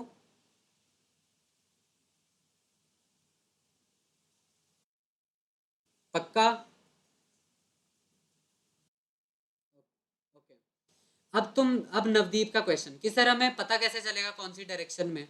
देखो, अगर इसकी जैसे पी, तुम्हें ये तो पता था एस में हर डायरेक्शन होती है, ठीक है?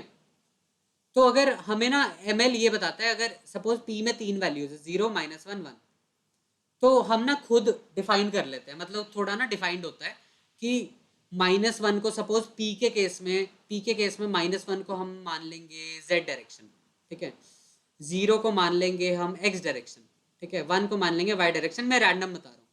तो अगर सपोज नवदीप आपको ना किसी ने बोला कि सर आप ना डिफाइन एक ऑर्बिटल डिफाइंड है जो कि है, जिसकी n 1 है, उसका p 1 है, सॉरी, एक एक ऑर्बिटल नवदीप मैंने डिफाइन किया, n उसकी वैल्यू n की 2 है, l की वैल्यू उसकी 1 है, और उसकी ml की वैल्यू 0 है, ठीक है?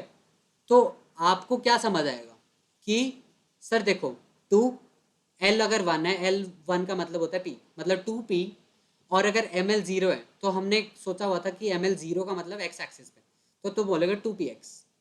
2px क्या बता रहा है कि सर ये x एक्सिस है ना, जो x एक्सिस पे ये डंबल होगा, ये ऑर्बिटल है हमारा। सपोज मैं बोलूँ आसमा को, ठीक है, आसमा n2 है, l1 है, ml की वैल्यू ना -1 है, ठीक है? तो मैं कहना क्या चाहता हूँ, 2 1 का मतलब p, -1 का मतलब z, सपोज, ठीक है? तो 2pz, इसका मतलब क्या है? ये जो स्क्रीन से बाहर आता हुआ ये जो एक्सिस होगा, इस पे एक, यहाँ सर इस डंबल पे ढूंढ लो, ये ऑर्बिटल, ये 2pz, ये ऑर्बिटल बता रहा है हमें। क्या ये बात समझ आई कि इस तरह से, ऐसा ही हम यूज करते करते, अगर हम तीनों क्वांटम नंबर्स को यूज करें तो हम ये पक्का से बता सकते हैं कि हर ऑर्बिटल किस डायरेक्शन में कैसा बना हुआ है।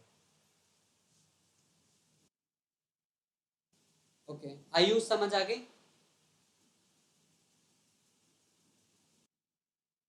ओके, एक चीज ध्यान देना, एल अगर 1 है, सॉरी, एल अगर 0 है मतलब एस ऑर्बिटल, तो टोटल टोटल एम एल की वैल्यूज क्या होंगी? टोटल वैल्यूज कितनी होंगी एम एल की? 1 वैल्यू होगी और वो होगी 0, ठीक है? अगर एल 1 है मतलब पी ऑर्बिटल एल 1 है तो एम एल की टोटल वैल्यूज क्या होती है? 2l+1, है ना? 2l+1 में एल को 1 रखो, 2+1, 3 वैल्यूज आएंगे, मतलब -1 0 1, ठीक है? तो हम ये कह सकते हैं जब भी पी ऑर्बिटल्स आएंगे तो पी ऑर्बिटल तीन ओरिएंटेशन में आएंगे, एक्स में आएगा मतलब पी एक्स होगा एक, और पी वाई होगा एक, और पी जेड होगा एक, ठीक है? वैसे ही अगर एल 2 है मतलब डी ऑर्बिटल, तो एम एल की टोटल वैल्यूज कितनी होंगी? 2 × 2+1, 5 वैल्यूज होंगी। 5 वैल्यूज कौन सी होंगी? -2 -1 0 1 2, ठीक है? तो इसी तरह डिफाइंड होती है। तो ये अलग तरह डिफाइंड होती है, मैं बताता हूँ कैसे। देखो, ये अब हमने सब समझ लिया। अब ये देखो, ये 1s था, 1s छोटा स्फेयर है, 2s था, 2s बड़ा स्फेयर है, 3s है, 3s सबसे बड़ा स्फेयर है। इस स्लाइड में किसी को कोई दिक्कत? Ayush, Imran, Imran can you hear me? Navdeep, ये स्लाइड समझ आ रही है? कोई दिक्कत है? आसमा, ये स्लाइड समझ आ गई ना? ओके। अब देखो, हमने बोला था कि पी के ना 3 ओरिएंटेशन होती है, तो ये एक्स एक्सिस पे भी है, वाई एक्सिस पे भी है और जेड एक्सिस पे भी है। ठीक है, ये भी समझ आ गई होगी। अब ऐसा ही ये सेम ही चीज़ है। ये देखो, ये पी एक्स ऑर्बिटल है, पी एक्स एक्स एक्सिस पे। ठीक है, ये देखो, ये पी वाई ऑर्बिटल है, वाई एक्सिस पे। ठीक है, ये पी जेड ऑर्बिटल है, जेड एक्सिस पे। अब तुम बोलोगे सर ये एक साथ कैसे दिखते हैं? ये ऐसे दिखते हैं। ठीक है, असली में ऐसा दिखेंगे। तो अगर आसमा बोलेगी कि सर मैंने ना साई को सॉल्व किया और मेरा सोल्यूशन सर आया है 2p(x) 2p(y) और ना सर 2p(z). ठीक है, तो इसका कहने का मतलब है कि इतनी सारी डायरेक्शन में इतने सारे डंबल्स हैं, यहाँ यहाँ अगर तुम निकलोगे तो तुम्हें शायद इलेक्ट्रॉन मिल जाए। क्या इसमें किसी को कोई दिक्कत है? ओके। जो हमने डी ऑर्बिटल की बात करी थी, डी ऑर्बिटल मतलब L=2 है ना, L=2 क्या होता है? D orbital. तो इसमें ml की कितनी वैल्यूज थी? 2 × 2 + 1, 5 वैल्यूज थी। क्या क्या वैल्यूज थी? -2, -1, 0, 1, 2, 5 वैल्यूज थी। क्या तुम इसमें डी के 5 ऑर्बिटल्स देख पा रहे हो?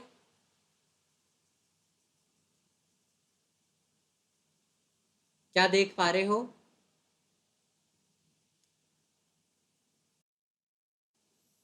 अगर नहीं देख पा रहे हो तो बस ये समझ लो कि ये देखो, ये ऑर्बिटल के 4 लोब्स होते हैं।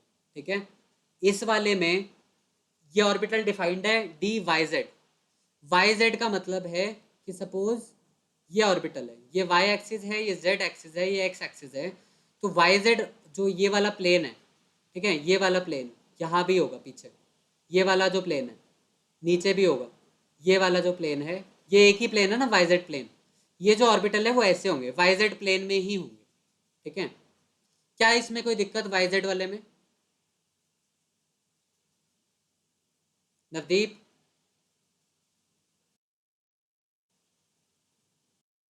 ओके। अगर मैं बोलता हूँ डी एक्स वाई है, तो ये मैं क्या कहना चाहता हूँ? अगर ये वाई एक्सिस है और ये एक्स एक्सिस है, ठीक है, ये हमेशा 45 डिग्री के हिसाब से चलते हैं। मतलब अगर ये एक्स एक्सिस है, वाई एक्सिस है, तो ये डी एक्स वाई ये होता है, इस तरह का। ठीक है, अब d y z d x y तो हो गए, एक होता है डी जेड स्क्वायर, इस तरह का। मतलब अगर ये जेड एक्सिस, जैसे इसने जेड एक्सिस बनाया हुआ है, एक ऐसा ऑर्बिटल होता है, इसके यहाँ रिंग होती है, और एक ऐसा ऑर्बिटल होता है, ये होता है डी जेड स्क्वायर। शेप ऐसी होती है डी जेड स्क्वायर की। ठीक है, सिर्फ डी जेड स्क्वायर और d x square minus y square अलग होते हैं। ये डी एक्स जेड तो समझ आ गया होगा। अगर ये वाई एक्सिस है, ये एक्स एक्सिस है और ये जेड एक्सिस है, तो ये वाला जो प्लेन है, ये वाला प्लेन, इसमें सारे ऑर्बिटल्स होंगे। कैसे होंगे? ऐसे टाइप्स। समझ आ गई ना? ओके, समझ आई कि नहीं? इसमें तुम्हें रटना कुछ नहीं है, मैं बस ये बता रहा हूँ कि पी ऑर्बिटल जो होता है वो डंबल की तरह दिखता है। ठीक है, जो डी ऑर्बिटल है वो 5 ऑर्बिटल है। ठीक है, तुमने देखा सबसे ऑड इसमें ऑर्बिटल कौन सा है? डी जेड स्क्वायर वाला, सबसे अलग डिफरेंट शेप है इसकी, है ना? तो एक जो डी जेड स्क्वायर है उसकी ऐसी कुछ शेप है, सबसे डिफरेंट। अगर डी जेड स्क्वायर है तो d x square y square एक ऑर्बिटल है, जो कि एक्स और वाई के हिसाब से पूरा पूरा उनको वो करता है। एक्स और वाई एक्सिस है, तो इसमें एक ऐसा ऑर्बिटल है एक्स और वाई एक्सिस के लॉन्ग। और जो बाकी ऑर्बिटल्स है वो सारे सेम सेम तरह हैं। डी एक्स वाई जो है वो एक्स वाई प्लेन में होगा, डी वाई जेड है वो वाई जेड प्लेन में होगा, और डी एक्स जेड है वो एक्स जेड प्लेन में होगा। यहां तक किसी को कोई डाउट?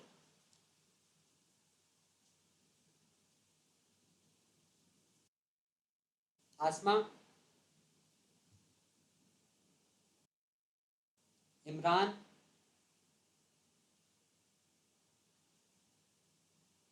आयुष,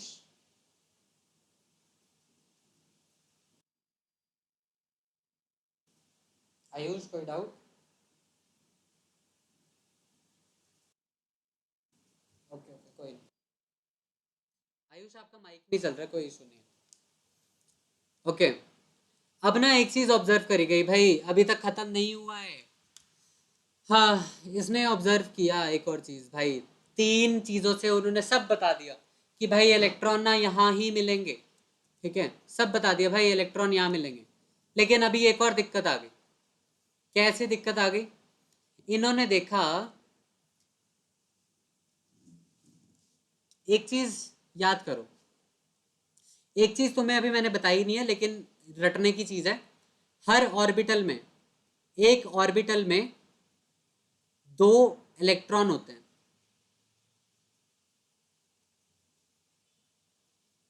ठीक है, मतलब 1s ऑर्बिटल में कितने इलेक्ट्रॉन होंगे? दो।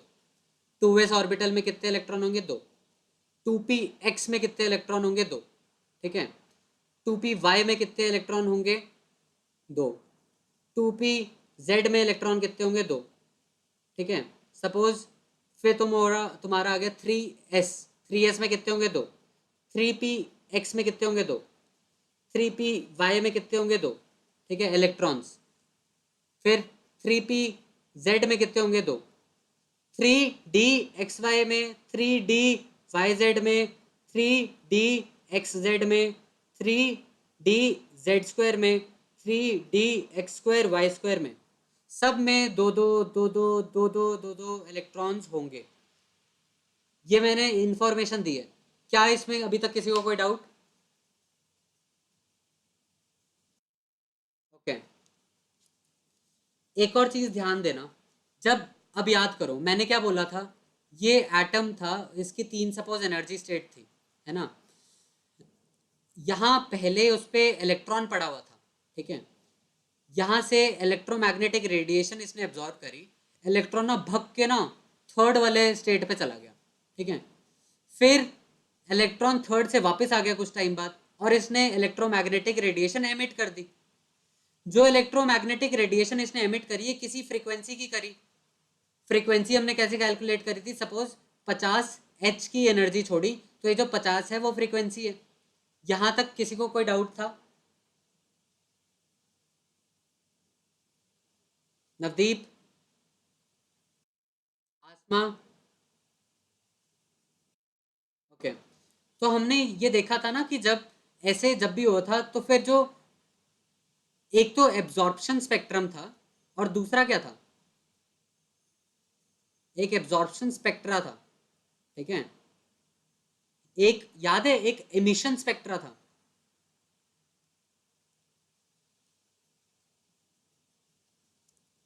एमिशन स्पेक्ट्रा में हम क्या देख रहे थे कि, सबको मेरी स्क्रीन दिख रही है? ओके, एमिशन स्पेक्ट्रा में हम ये देख रहे थे कि हमने ना उसको एक स्क्रीन पे प्लॉट कर लिया, तो कुछ कुछ जगह पे हमें सिर्फ कलर दिख रहा था। जिस फ्रीक्वेंसी की उसने एमिशन एमिट करी थी ना, जिस फ्रीक्वेंसी की, उस फ्रीक्वेंसी पे हमें सिर्फ वैल्यूज दिख रही थी, सिर्फ कलर दिख रहा था, और बाकी सारा एरिया ब्लैक था। क्या ये चीज याद है आपको? हाँ या ना?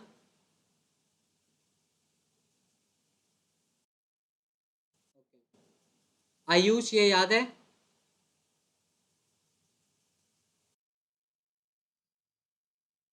अच्छा, ओके ओके, ठीक है। तो ना साइंटिस्ट ने अब भाई फाइनली, मैंने बोला कि सब कुछ निकाल दिया कि यहाँ जाओ, इस डायरेक्शन में जाओ, ऐसे प्रोबेबिलिटी ऐसी दिखेगी, वहां जाके तुम्हें इलेक्ट्रॉन मिल जाएगा, सब कुछ बता दिया। फिर एक और चीज दिक्कत आ गई, इलेक्ट्रॉन पहली से यहाँ दूसरी स्टेट में गया या तीसरी स्टेट में गया, वापस जब आया इसने इलेक्ट्रोमैग्नेटिक रेडिएशन किसी फ्रीक्वेंसी पे एमिट करी, उसको हमने प्लॉट किया, प्लॉट करके हमें पता चला कुछ फ्रीक्वेंसी पे कलर दिख रहा था, बाकियों पे नहीं दिख रहा था, बाकी पूरा ब्लैक था। लेकिन ये ऐसा एक्चुअली नहीं था। ऐसा क्या था, सपोज यहाँ अगर तुम्हें कलर दिखा, इसके ना जस्ट एकदम साथ में एक और लाइन दिख रही है कलर वाली, ठीक है। यहाँ अगर कलर दिख रहा है इतना दूर किसी फ्रीक्वेंसी पे, इसके ना जस्ट साथ एक और लाइन दिख रही है कलर वाली। बाकी सारा वैसे ही ब्लैक है, लेकिन इसके ना जस्ट साथ साथ एक और लाइन दिख रही है कलर वाली।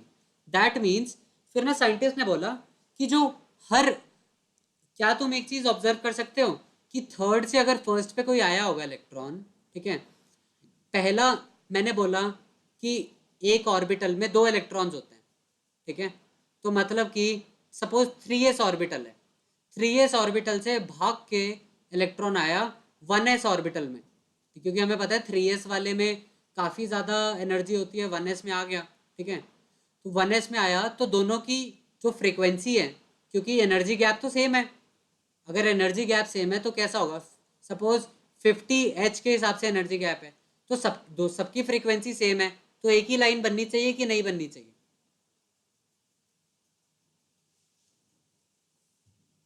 नवदीप, ओके।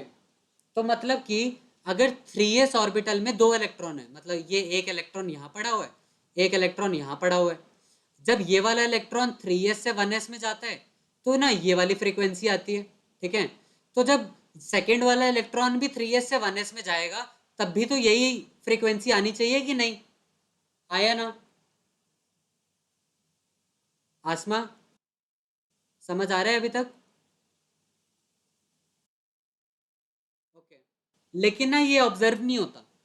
क्या होता है, 3s से 1s में, सपोज 3s से 1s में एक इलेक्ट्रॉन गया, तो ये वाली सपोज ये वाली फ्रीक्वेंसी आई। जो दूसरा इलेक्ट्रॉन, हमने बोला एक ऑर्बिटल में दो इलेक्ट्रॉन है, 3s में सपोज दूसरा जो इलेक्ट्रॉन पड़ा था वो 1s में आया, तो ना ये वाली फ्रीक्वेंसी नहीं बता रहा, वो उसके जस्ट क्लोज वाली एक और फ्रीक्वेंसी बता रहा है, ठीक है। मतलब यहाँ कुछ तो झोल है। अब इस वाली एम्बिग्युइटी को, ये क्यों हो रहा है, इसको डिफाइन करने के लिए एक और क्वांटम नंबर आ गया, चौथा क्वांटम नंबर और आखिरी क्वांटम नंबर। इसने बोला भाई इलेक्ट्रॉन के पास स्पिन होता है, मतलब जैसे अर्थ है, अर्थ अपने ही एक्सिस पे घूम रही होती है। तो ये कहता है कि ओके सर, ये हमारा न्यूक्लियस है, इसके आसपास कुछ एरिया है, उसमें इलेक्ट्रॉन घूम रहा है। आपने ये भी बता दिया कि कितने बड़े एरिया में घूम रहा है, आपने ये भी बता दिया कि कौन सी डायरेक्शन में घूम रहा है, आपने ये भी बता दिया कि कहाँ कहाँ घूम रहा है, किस डायरेक्शन में, कितने दूर, सब बता दिया। लेकिन जो इलेक्ट्रॉन है अपने ही एक्सिस पे, एक इलेक्ट्रॉन एंटी क्लॉकवाइज घूमता है और दूसरा इलेक्ट्रॉन क्लॉकवाइज घूमता है। मतलब अगर सपोज ये इलेक्ट्रॉन है, ठीक है, ये इलेक्ट्रॉन इस तरह से घूम रहा होगा, ये इलेक्ट्रॉन इस तरह से घूम रहा होगा। तो अगर ये इलेक्ट्रॉन जो इस तरह से घूम रहा है, ये 3s से 1s में जाएगा, तो ये जो एनर्जी छोड़ेगा, और जो ये इलेक्ट्रॉन है जब ये 3s और 1s में जाएगा, जब ये कुछ एनर्जी छोड़ेगा, इसकी एनर्जी लगभग सेम होगी लेकिन थोड़ी सी डिफरेंट होगी। क्या ये बात समझ आती है?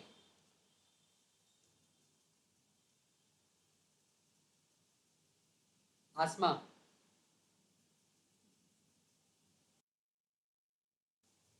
ओके, वापस बताता हूँ। फाइनली हमने क्या किया है, अभी तक आसमा ये बात समझ आ गई थी, जो एमिशन स्पेक्ट्रम है उसमें हमें चौथा चौथा जो क्वांटम नंबर है वो क्यों डिफाइन करना पड़ गया, क्योंकि दो दो फ्रीक्वेंसी के करस्पॉन्डिंग आ रहा है, मतलब दो एनर्जी लेवल था, ठीक है। एनर्जी लेवल अगर दो हैं, तो इस पे अगर सपोज दो इलेक्ट्रॉन है, ठीक है, पहला इलेक्ट्रॉन इस पे आया और दूसरा इलेक्ट्रॉन भी इस पे आया, सिंस एनर्जी गैप सेम है, तो जो फ्रीक्वेंसी ऑफ एमिटेड रेडिएशन है वो तो सेम होना चाहिए। लेकिन यहाँ दो अलग, थोड़ा थोड़ा अलग दिखा रहा है, इसलिए हमें चौथा क्वांटम नंबर एक्सप्लेन करना पड़ गया इसको डिफाइन करने के लिए। इतनी बात समझ आई? ओके। अब इन्होंने बोला कि ये हम पता है कैसे एक्सप्लेन कर रहे हैं, जैसे कि अर्थ होती है ना, ये तुम्हारी अर्थ है, ठीक है, ये तुम्हारा सन है, अर्थ सन के आसपास घूमती है, तो हमें ये भी पता रहता है कि कितना दूर है, हमें ये भी पता रहता है कि ये ऐसे घूम रही है, ठीक है, लेकिन अर्थ अपने ही एक्सिस पे भी तो घूमती रहती है, जिसको हम रोटेशन कहते हैं। It rotates about its axis. जो सन के आसपास अर्थ घूमती है उसको रेवोल्यूशन कहते हैं। क्या ही अभी तक बात समझ आई अर्थ वाली? वैसे ही बोला है कि ये वाला जो एनर्जी जो अलग अलग फ्रीक्वेंसी पे आ रही थी, सेम एनर्जी लेवल से, मतलब एक एनर्जी लेवल से दूसरे एनर्जी लेवल पे आने में जो दोनों के डिफरेंट डिफरेंट एमिटेड एनर्जीज हैं, हल्की सी डिफरेंट, उसको एक्सप्लेन करने के इन्होंने ऐसे एक्सप्लेन किया कि हम मान सकते हैं कि इलेक्ट्रॉन भी अपनी जगह पे खड़ा खड़ा रोटेट कर रहा है। तो एक ऑर्बिटल में दो इलेक्ट्रॉन होते हैं, हमने डिफाइन किया था। तो पहला इलेक्ट्रॉन एंटी क्लॉकवाइज घूम रहा है, दूसरा इलेक्ट्रॉन क्लॉकवाइज घूम रहा है। सिर्फ इसने बोला अगर हम ऐसा मान लेते हैं तो हमारी ये चीज एक्सप्लेन हो जाती है। क्या ये बात समझ आई? ओके, तो फाइनली आज तक अब डिफाइन क्या हुआ है भाई? नवदीप ने क्या किया, नवदीप को बहुत मन किया इलेक्ट्रॉन ढूंढने का। नवदीप भाई ने बोला कि सर मुझे बता दो, आप मेरे को कोऑर्डिनेट दे दो कि सर मेरे को कैसे इलेक्ट्रॉन ढूंढना है। उसके लिए सर आप मुझे चार चीज़ें बताओ। पहले मुझे उसके बताओ कितना दूर है, पोजीशन बताओ सर। फिर उसने, नवदीप ने बोला मुझे सर बताओ कि कौन सी शेप में जाके उस पोजीशन तक मैं ढूंढता घूमता फिरूँ। ठीक है, फिर नवदीप ने बताया कि बोलता सर अच्छा शेप तो बता दी, अब ओरिएंटेशन भी मुझे बता दो कि मैं वहाँ कहाँ ढूंढूँ। फिर नवदीप ने बोला सर मैं ना ओरिएंटेशन पे भी सर, अब आपने बोला था कि इतना दूर जाओ, मैं वहां भी पहुंच गया। आपने बोला था इस शेप में ढूंढो, वहां भी पहुंच गया। फिर आपने ये भी बताया वो शेप कौन सी एक्सिस पे पड़ी हुई है, मैं वहां भी पहुंच गया सर। अब मुझे बताओ, मेरे पास वहां दो इलेक्ट्रॉन है, उस जगह पे मेरे को दो इलेक्ट्रॉन मिले इस जगह पे पहुंच के, एक इलेक्ट्रॉन दूसरा है, एक ही है। तो एक इलेक्ट्रॉन सर एंटी क्लॉकवाइज घूम रहा है, क्लॉकवाइज घूम रहा है। अब मुझे बताओ मैं कौन सा इलेक्ट्रॉन उठा के आपके पास लाऊं? तो इस तरह से नवदीप ने, मैंने बोला ये वाला उठा के ले आ भाई। तो इस तरह से नवदीप ने ये इलेक्ट्रॉन ढूंढ लिया। कैसे? पहले क्वांटम नंबर n पकड़ा उसने, फिर उसमें से शेप वाला क्वांटम नंबर पकड़ा, फिर ओरिएंटेशन वाला क्वांटम नंबर पकड़ा, फिर फाइनली स्पिन वाला क्वांटम नंबर पकड़ा। तो नवदीप को फाइनली इलेक्ट्रॉन मिल गया कि इलेक्ट्रॉन कहाँ है। क्या ये बात समझ आती है?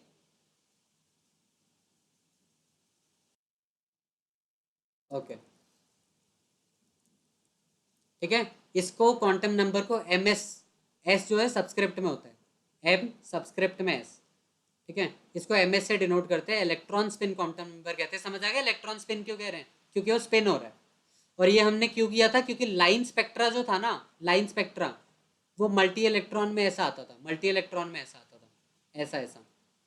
या भी मल्टी इलेक्ट्रॉन का मतलब बताऊंगा बाद में, लेकिन बस इतना रट लो, ठीक है, कि एक क्वांटम नंबर को डिफाइन करने के लिए स्पिन भी चाहिए होता है। स्पिन मैंने तो बोल दिया एंटी क्लॉकवाइज और क्लॉकवाइज, लेकिन साइंटिस्ट मानते नहीं, बोलते हमें कैलकुलेशन के लिए चाहिए।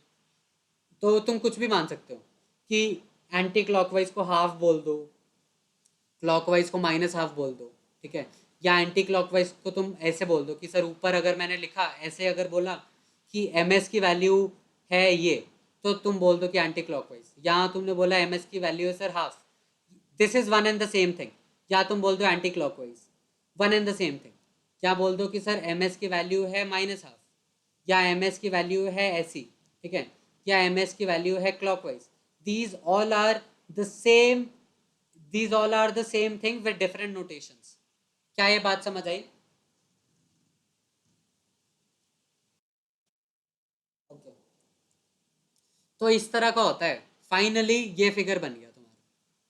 देखो, ये अंदर वाला 1s ऑर्बिटल, उसके बाद बड़ा वाला 2s ऑर्बिटल, ठीक है, फिर ये 2px, ठीक है। ये वाला जो ऑर्बिटल जा रहा है ये 2pz, और ये वाला जो ऑर्बिटल जा रहा है वो 2py। ये वाला जो अंदर वाला ऑर्बिटल है वो 2s, जो सबसे अंदर वाला है वो, सॉरी, ये 1s सबसे अंदर वाला। ये ध्यान से फिगर देखो, तुम्हें मजा आएगा जितना तुमने पढ़ा है। तो अगर अब तुम इलेक्ट्रॉन ढूंढने निकलोगे तो इस डायरेक्शन में प्रोबेबिलिटी है।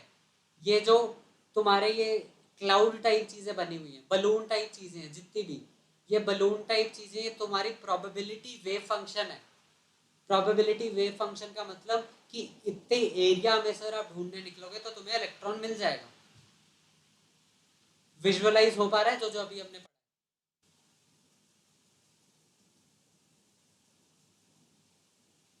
आयुष समझ आया? ओके ओके, ठीक है, बंद कर दो। इमरान समझ आया? Imran, can you hear me? Okay, तुम्हारा सारा सिलेबस ख़त्म, सेकंड चैप्टर तक ख़त्म हो गया। अब तुम्हारा होमवर्क है फाइनली, तुम्हारी कल क्लास नहीं है। I want you to complete, कुछ भी नहीं किया हो तो तुम्हारा चैप्टर 3 पे जाने से पहले ये काम पूरा होना चाहिए। चैप्टर 1 की एनसीईआरटी रीडिंग, ठीक है, रीडिंग विद जो एग्जाम्पल दिए वो सॉल्व करने। चैप्टर 2 की एनसीईआरटी रीडिंग, एग्जाम्पल सॉल्व करने, ठीक है। ये चीज़ें तुम्हारी होनी चाहिए, तब हम चैप्टर 3 स्टार्ट करेंगे, ठीक है। और ये बहुत ज़रूरी है क्योंकि ये तुम्हारा बेसिक था। अब चैप्टर 3 में फर्स्ट और सेकंड चैप्टर पूरा यूज़ होगा। I want you to do this आज और कल, ठीक है, आज रात को और कल रात तक, संडे रात तक ये तुम्हारा कंप्लीट होना चाहिए, संडे नाइट तक। नेक्स्ट क्लास होपफुली मैं मंडे को ले लूँगा, ठीक है, मंडे को 12 बजे होपफुली ले लूँगा, मैं ग्रुप पे बता दूंगा। लेकिन जब तक ये ना किया हो क्लास में उठ के मत आ जाना। इस क्लास के बाद थोड़ा पानी पूनी पियो, रेस्ट करो, लेकिन ये रीडिंग करनी ज़रूरी है। मैंने जितना भी तुम्हें बताया है वो हिंदी में पूरा लेमैन टर्म्स में जितना सिंपल एक्सप्लेन हो सकता था उतना बताया, बट तुम्हें साइंटिफिक टर्म्स में वो क्या चीज़ें हैं वो पढ़नी बहुत ज़रूरी है।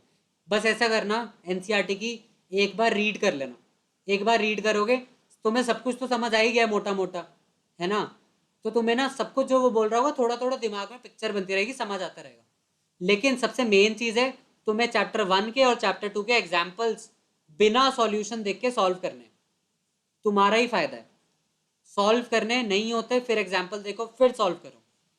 ये कल रात तक तुम्हारा हो जाना चाहिए। परसों से चैप्टर 3 शुरू करेंगे और परसों मैं तुम्हें एक क्विज भी दूंगा। क्विज में तुम्हारा पता चल जाएगा कि तुमने कितना सीखा है। It will be like your test, ठीक है। ओके, चलो, गुड बाय। आज की क्लास सबको समझ आ गई? ओके ओके, चलो बाय बाय।